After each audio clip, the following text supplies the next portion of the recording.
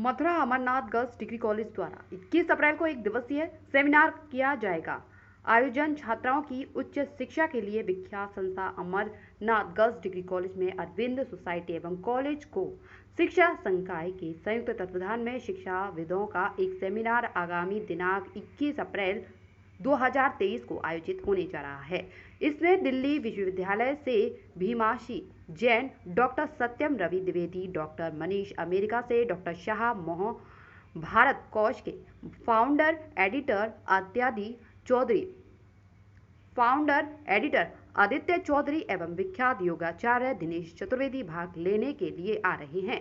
पत्रकार वार्ता को संबोधित करते हुए दिनेश चतुर्वेदी ने कहा कि भारत में राष्ट्रीयता का स्वर्ग युग आरंभ हो रहा है। यह काल भारतीय चरित्र, भारतीय चिंतन, भारतीय मेचा, भारतीय योग की पूर्ण स्थापना का काल है।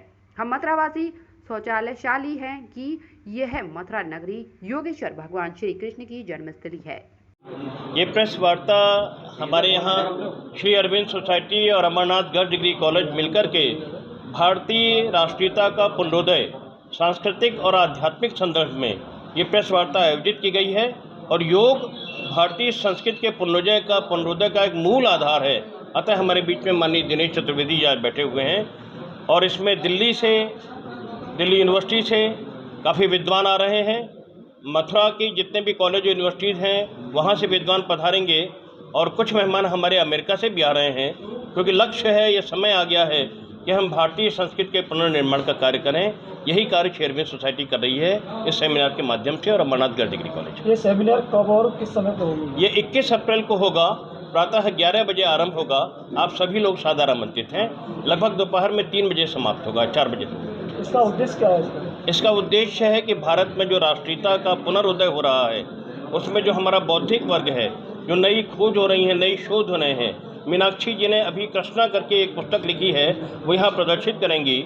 उसमें श्री कृष्ण जन्मभूमि के बारे में जितना भी ऐतिहासिक तथ्य है, इतिहास हमेशा कड़वा होता है लेकिन हमेशा वो सत्य को उजागर करता है, तो सारे ऐतिहासिक तथ्य वो इस अवसर पर प्रस्तुत करेंगी भगवान श्री कृष्ण की प्रामाणिकता के संबंध में। इससे पूर्व में वो राम जन्मभूमि अयोध्या के ऊपर भी बहुत सुंदर पुस्तक लिख चुकी हैं और जब ये केस चला था तो वहाँ उनकी भी गवाही हुई थी, मीनाक्षी जैन जी की।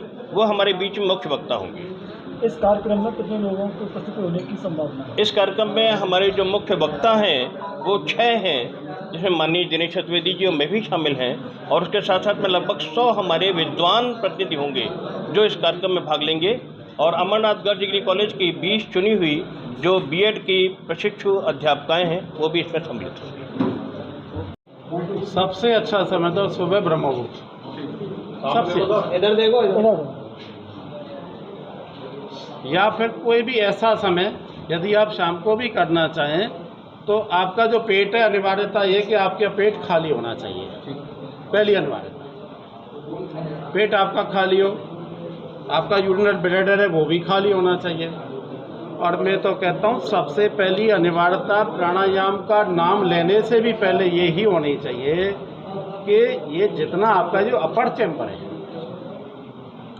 पहले ये नीट एंड क्लीन करना चाहिए। आप लोग को कोई भी करना चाहे उसमें षटकर्म के बिना